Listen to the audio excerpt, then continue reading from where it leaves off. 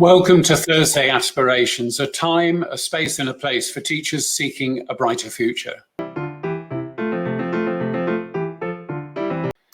Good evening and thank you for joining us tonight. We meet every Thursday at 7 o'clock UK time to discuss any topics which might be of interest to the teachers. Now, recently, National Union of Teachers in the UK, prior to the conference in Birmingham, commissioned a survey. Over 11,000 of teachers took part, and the results are absolutely alarming.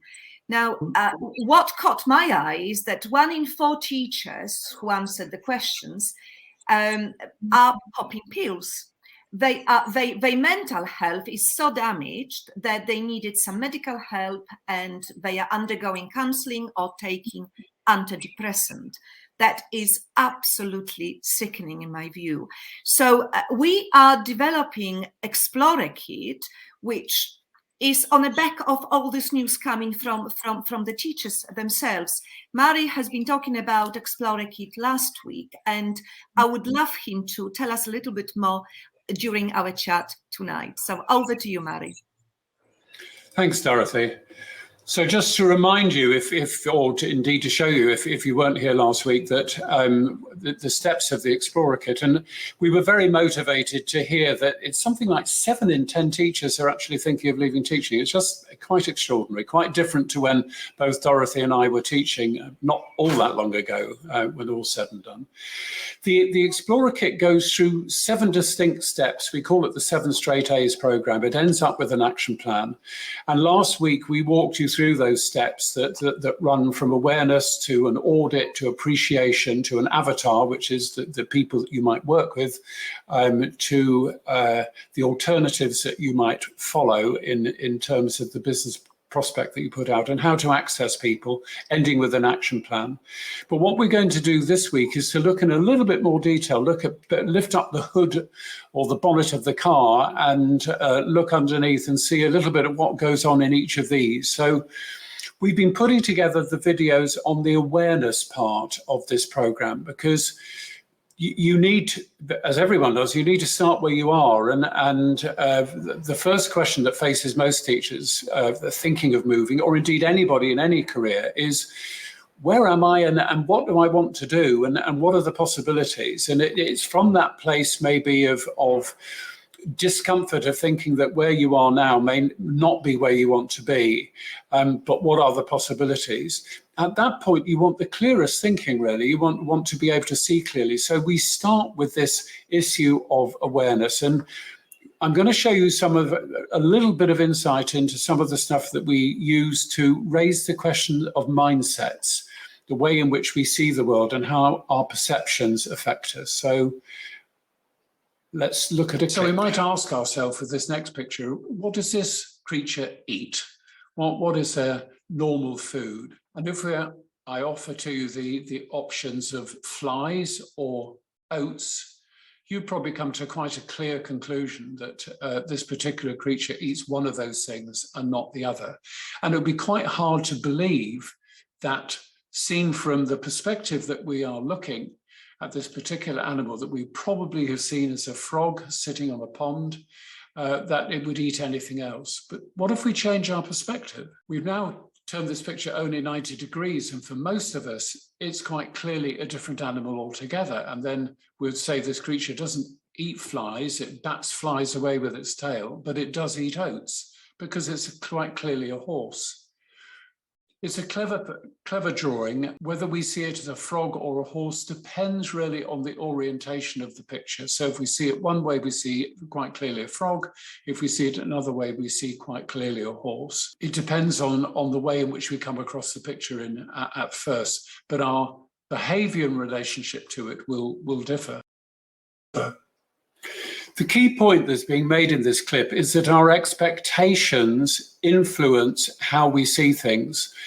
and our orientation influences how we see things. So we interpret what is an anomalous situation, in this case, this picture that could be seen in more than one way, and we interpret it according to our expectations.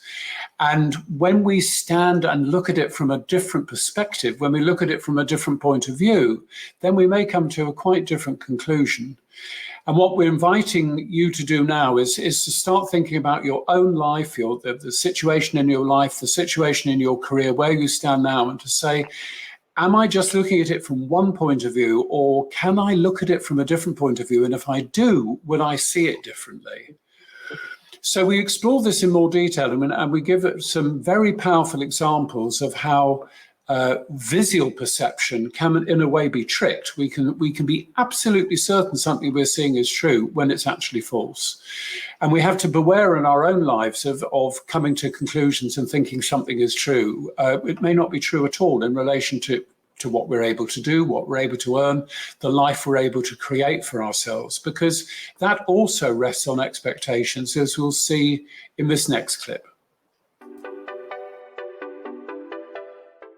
So we're looking at mindsets. We're looking at the way in which we construct the reality around us, because you can see even from these examples that our perception of the world is influenced by what we expect. It's influenced by clues that we're given from our environment that we then interpret in a particular way. And we may ask the question, well, why is that important? Well, actually, it's very important, because we'll see that there is a very powerful feedback mechanism going on that we're all involved in. None of us are free of being in this circle of choices that affect the way that we see the world. So we can start anywhere on this circle, but at the moment, we will start following on of what we've just been looking at. We will start with our expectations, because our expectations, what we expect to see, will very much influence what we actually do see if we come into a situation that's ambiguous. So if we're going into a new school, for example, as a teacher, or we're going to a new class, and somebody has said to us at a school that it's badly run, or of the class, they're really challenging class, and it's somebody that whose opinion we take seriously, then that will probably affect the way in which we approach that class, the way in which we behave. And I can remember when I was at school in Horsham, a teacher coming into our class and being very, very tough on us. I mean, really difficult and hard. And we got to know him over time, because he not only taught history, he also taught basketball and sports. In fact, sports was his main subject. But when he was teaching history, he was really stern and strict.